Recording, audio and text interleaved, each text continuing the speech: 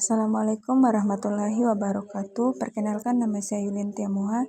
Saya dari kelas D. Di sini saya akan mempresentasikan materi, yaitu materi tentang bentuk-bentuk kerjasama antara negara, pemerintah, dan organisasi mitra di bidang kemaritiman. Yang pertama, latar belakang.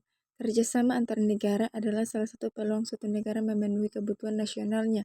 Keterbukaan negara-negara dalam pembangunan dan pengembangan yang didorong oleh keterbatasan sumber dayanya menjadi penyebab sebuah negara menjalin hubungan kerjasama dengan negara lain atas dasar memiliki tujuan untuk menyejahterakan rakyat. Yang berikut bentuk kerjasama bilateral Indonesia dengan Belanda di bidang maritim. Kerjasama bilateral merupakan hubungan kerjasama yang terdiri dari dua pihak. Dalam hal ini terdapat dua aktor yang berperan, yaitu negara. Hubungan bilateral Indonesia-Belanda memiliki hubungan yang berlangsung sangat lama. Sejarah telah mencatat kolonialisme Belanda di tanah air Indonesia selama 3 abad lamanya.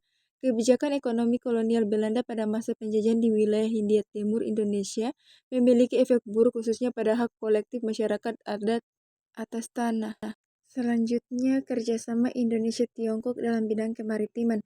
Berdasarkan kondisi maritim Indonesia dan Tiongkok, terdapat beberapa alasan yang dapat menjadi latar belakang adanya hubungan kerjasama kedua negara khususnya di bidang maritim. Pertama, China dan Indonesia telah melakukan kerjasama yang signifikan dalam bidang perikanan. Kedua belah pihak melakukan pengembangan sumber daya perikanan, manajemen perikanan, dan perlindungan hak-hak nelayan, berkomitmen untuk memastikan pemanfaatan sumber daya perikanan yang berkelanjutan. Adapun kerjasama maritim Indonesia-Tiongkok dilakukan dalam berbagai bidang diantaranya. 1. Kerjasama keamanan maritim. 2. Kerjasama diplomasi maritim. 3. Kerjasama industri galangan kapal. Dan 4. Kerjasama sosial budaya maritim. Selanjutnya, kerjasama maritim Indonesia-Amerika Serikat.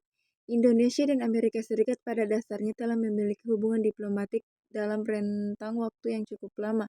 Kedua negara juga terlibat dalam berbagai kerjasama multilateral, baik di dalam forum regional maupun internasional. Sedangkan secara bilateral, kerjasama komprehensif antara kedua negara sangat erat. Jadi kesimpulannya yaitu untuk menjadi negara maritim, Indonesia tidak hanya membutuhkan dukungan dan tindakan dalam negeri saja, tetapi juga dari interaksi dengan negara-negara lain yang memiliki kepentingan yang sama terhadap kemajuan maritim baik secara bilateral maupun multilateral. Salah satunya adalah dengan menjalin kerjasama bilateral dengan negara Tiongkok khususnya di bidang maritim. Adanya kesamaan kedua negara dalam mengembangkan potensi maritimnya menjadi landasan kerjasama di bidang maritim. Itulah presentasi materi dari saya. Lebih dan kurangnya saya mohon maaf. Wassalamualaikum warahmatullahi wabarakatuh.